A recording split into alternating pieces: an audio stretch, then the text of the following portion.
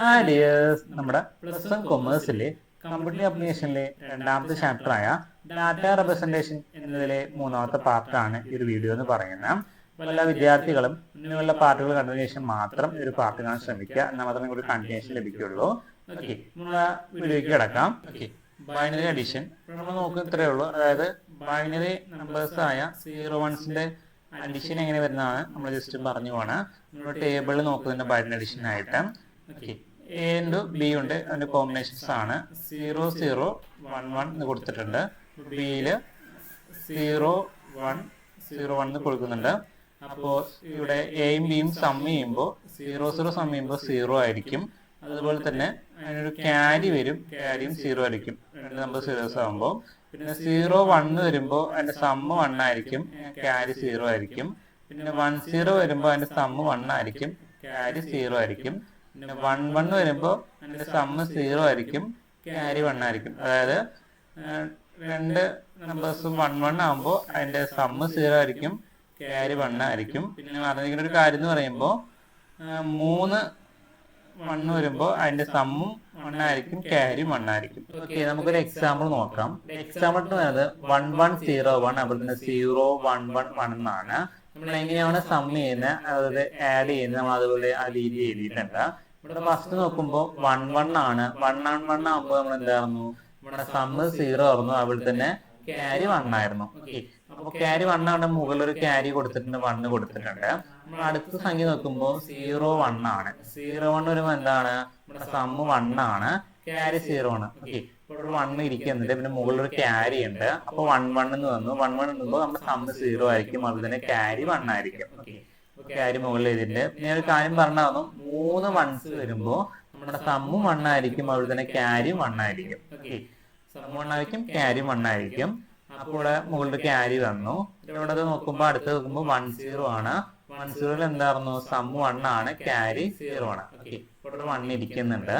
അപ്പൊ ഈ 1ഉം ക്യാരിത്തെ 1ഉം കൂട്ടിയിട്ട് 2 1 വന്നു. ഡബിൾ 1 വരുമ്പോൾ നമ്മുടെ സമ്മ് 0 ആവും.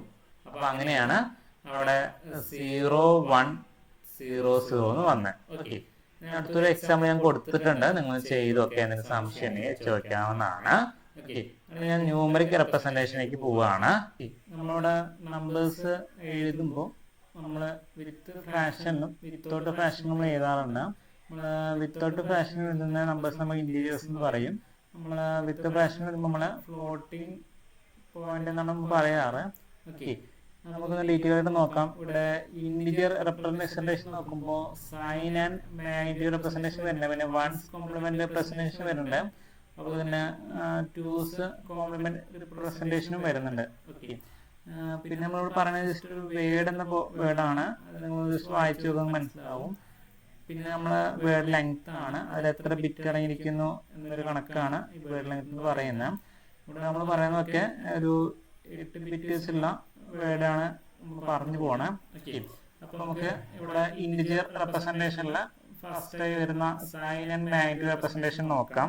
അത് ഇത്രേ ഉള്ളൂ. അതായത് ഇടത്തെ ആദ്യത്തെ ബിറ്റ് മോസ്റ്റ് സിഗ്നിഫിക്കന്റ് ബിറ്റ് ഉണ്ടാവും, അത് സൈനെയാണ് നോട്ടേറ്റ് ചെയ്യുന്നത്. ഓക്കെ, 0 ആണെങ്കിൽ പോസിറ്റീവ് ആയിരിക്കും, 1 ആണെങ്കിൽ നെഗറ്റീവ് ആയിരിക്കും. ഓക്കെ, ബാക്കിയുള്ള 7 ബിറ്റ് നമ്മുടെ സംഖ്യയുടെ ബൈനറിയുടെ മൂല്യമായിരിക്കും, അത് അതിന്റെ മാഗ്നിറ്റ്യൂഡ് ആയിരിക്കും. ഓക്കെ, ഒരു എക്സാമ്പിൾ വെച്ച് നോക്കാം. ഇവിടെ ഉദാഹരണത്തിന് -25 കൊടുത്തിട്ടുണ്ട്. ഓക്കെ, ഇവിടെ സൈനും മാഗ്നിറ്റ്യൂഡും 8 ബിറ്റിൽ നമ്മൾ നോക്കേണ്ടത്. നമ്മുടെ 7 ബിറ്റ് മാഗ്നിറ്റ്യൂഡ് വരുമ്പോൾ 0 0 1 1 0 0 1 ആണ് 7 ബിറ്റ് വരിക.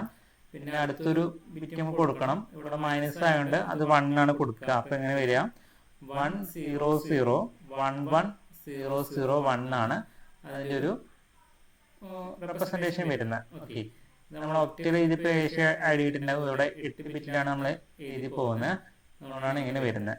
ഓക്കെ, ഇതാണ് ഇതിൽ ക്വസ്റ്റ്യൻ വരികയാണെങ്കിലും ഇത് എന്താണെന്ന് ജസ്റ്റ് പറയാൻ മാത്രമേ വരുള്ളൂ. ഒരു എക്സാമ്പിൾ വെച്ചിട്ട് നമ്മളത് എഴുതി കൊടുത്താൽ മതി. ഓക്കെ, നമുക്ക് അടുത്തത് വൺസ് കോംപ്ലിമെന്റ് റെപ്രസെന്റേഷൻ നോക്കാം. അവിടെ വളരെ സിമ്പിൾ ആണ്. അതായത് നമ്മുടെ പോസിറ്റീവ് സംഖ്യയുടെ 8 ബിറ്റ് ബൈനറിയിലെ എല്ലാ 0നെയും നമ്മൾ 1 ആക്കി മാറ്റി എഴുതുകയാണ് ചെയ്യുന്നത്.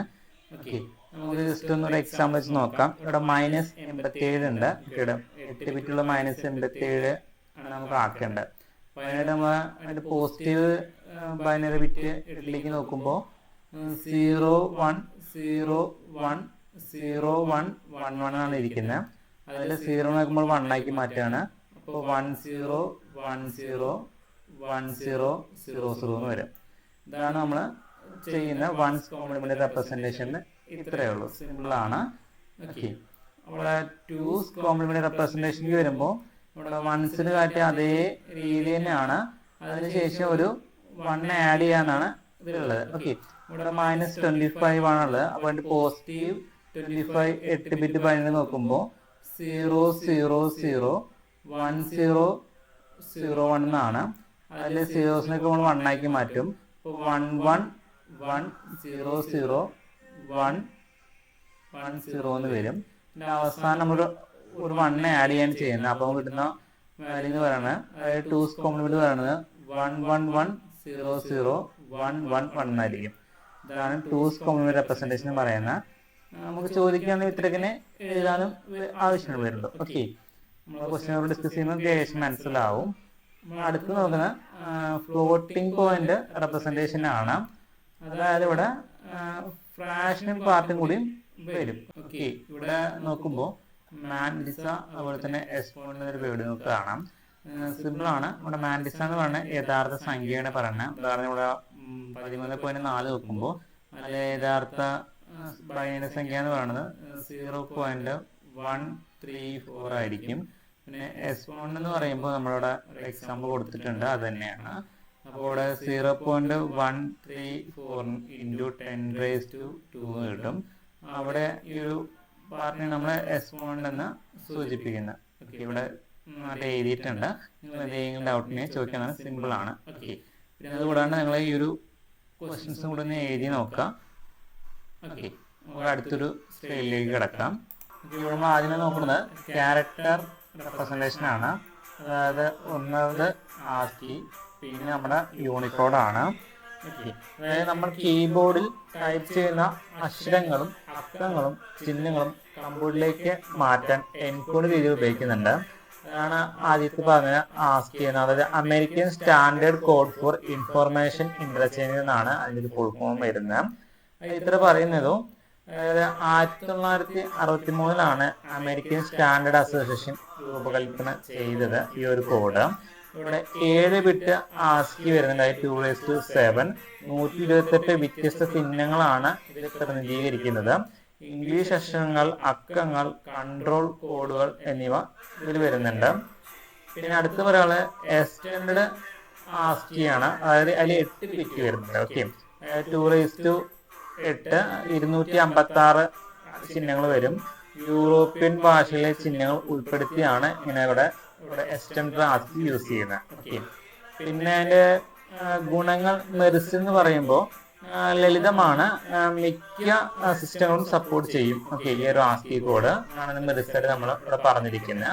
പിന്നെ ഡിമെറിസ് എന്ന് പറയുമ്പോൾ അതിന് പോരായ്മ ലോക ഭാഷകളെയും, അതായത് മലയാളം, ഹിന്ദി, അറബിക് മുതലായവ സ്പെഷ്യൽ ചിഹ്നങ്ങളിലും പ്രതിനിധീകരിക്കാൻ ഇവിടെ ആസ്കിക്ക് കഴിയുന്നില്ല. ഓക്കെ, അതാണ് എൻ്റെ ഒരു പോരായ്മയായിട്ട് നമ്മൾ പറയുന്നത്. അടുത്ത രണ്ടാമത്തെയാണ് യൂണിക്കോഡ്. ലോകത്തിലെ എല്ലാ ഭാഷകളെയും അക്ഷരങ്ങളെയും ഒരൊറ്റ സ്റ്റാൻഡേർഡിയൻ കൊണ്ടുവരാൻ നോൺ പ്രോഫിറ്റ് സംഘടനയായ യൂണിക്കോഡ് കൺസോർട്ടിയം വികസിപ്പിച്ചതാണ് ഈ ഒരു ഫോം എന്ന് പറയുന്നത്. ഓക്കെ, ഇതില് തുടക്കത്തിൽ 16 ബിറ്റുകൾ, അതായത് UCS2 ആയിരുന്നു. അതായത് 65,536 ചിഹ്നങ്ങൾ ഉണ്ടായിരുന്നു. ഓക്കെ, പിന്നീട് 32 ബിറ്റ് വരെ വിപുലീകരിച്ചു. അപ്പോൾ അത് 11,14,112 കോഡ് പോയിന്റുകൾ വരെ ആയിരുന്നു. ഓക്കെ, പിന്നീട് സാധാരണ UTF-8, UTF-16, UTF-32 എന്നീ ഫോർമാറ്റുകളിൽ എൻകോഡ് ചെയ്യാൻ സാധിച്ചിട്ടുണ്ട് നമ്മുടെ യൂണിക്കോഡ്. പിന്നെ അതിന്റെ ഗുണങ്ങൾ എന്ന് പറയുന്നത് ആഗോള ഭാഷ പിന്തുണ ഉണ്ടായി, യൂണിവേഴ്സൽ ലാംഗ്വേജ് സപ്പോർട്ട് ലഭിച്ചു. പിന്നെ പ്ലാറ്റ്ഫോം സ്വതന്ത്ര എളുപ്പത്തിൽ ഡാറ്റകൾ പങ്കുവയ്ക്കാൻ സാധിച്ചു. ഓക്കെ, അതിനൊരു പോരായ്മ എന്ന് പറയുന്നത് അതിന്റെ സ്റ്റോറേജ് കൂടുതലായി, അങ്ങനൊരു പോരായ്മയായിട്ട് പറയുന്നത്. നമുക്ക് ഒരു താരതമ്യം നോക്കി പോവാം. ഓക്കെ, ഇവിടെ ആസ്കി ആണ് പറയുന്നത്, അതായത് 7 ബിറ്റ്, പിന്നെ എക്സ്റ്റൻഡ് ആസ്കി 8 ബിറ്റ്, പിന്നെ യൂണിക്കോഡ് ആണ്. നമ്മുടെ ബിറ്റ് നമ്മൾ കൊടുത്തിട്ടുണ്ട്. അതായത് 7 ബിറ്റ് ആയിരുന്നു ആസ്കി, എസ്റ്റേണിൻ്റെ ആസ്കി 8 ബിറ്റ്, പിന്നെ യൂണിക്കോഡ് 16 മുതൽ 32 ബിറ്റ് വരെ ഉണ്ട്. ഓക്കെ, അതിൻ്റെ ക്യാരക്ടറിൻ്റെ റേഞ്ച് കൊടുക്കുന്നുണ്ട്. അതായത് 128 ചിഹ്നങ്ങളാണ് നമ്മൾ ആസ്കിയിലുണ്ടാകുന്ന. എസ്റ്റേണിലേക്ക് പോകുമ്പോൾ 256, അവിടെ യൂണിക്കോഡിലേക്ക് പോകുമ്പോൾ 2⁻16, അതുപോലെ തന്നെ 2⁻22 വരെയൊക്കെയാണ് അതിൻ്റെ ഒരു റേഞ്ച് പോയിട്ടുള്ളത്.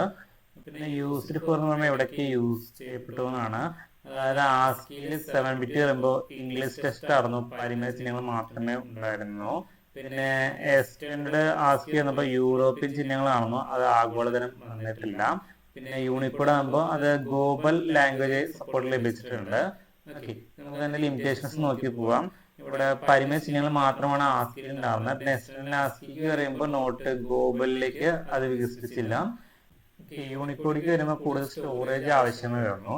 അപ്പോൾ പരിമിത സ്റ്റോറേജിലേക്ക് നമുക്ക് ഈ ഒരു യൂണിക്കോഡ് യൂസ് ചെയ്യാൻ പറ്റാത്തൊരു അവസ്ഥയും കൂടെ ഉണ്ട്. അതൊരു ലിമിറ്റേഷൻ ആണ്. ഓക്കെ ഡിയേഴ്സ്, അപ്പോൾ നമ്മൾ ഈ ഒരു പാർട്ടിൽ ചർച്ച ചെയ്യുന്ന ഇത്രയാണ്.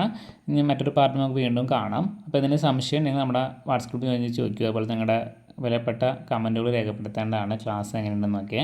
പിന്നെ ചാനൽ ഉപകാരപ്പെടുകയാണെങ്കിൽ നിങ്ങൾക്ക് ഫ്രണ്ട്സിലേക്ക് ഒന്ന് ഷെയർ ചെയ്യുക. പിന്നെ നമ്മൾ ഗാൻഡിയോ ബാച്ചിൽ ജോയിൻ ചെയ്യാൻ ശ്രമിച്ചോളൂ. നിങ്ങൾക്ക് നല്ലൊരു ഗൈഡാൻ യൂസ്ഫുൾ ആയിരിക്കും. ഓക്കെ, അപ്പോൾ താങ്ക് യു ഫോർ വാച്ചിങ്.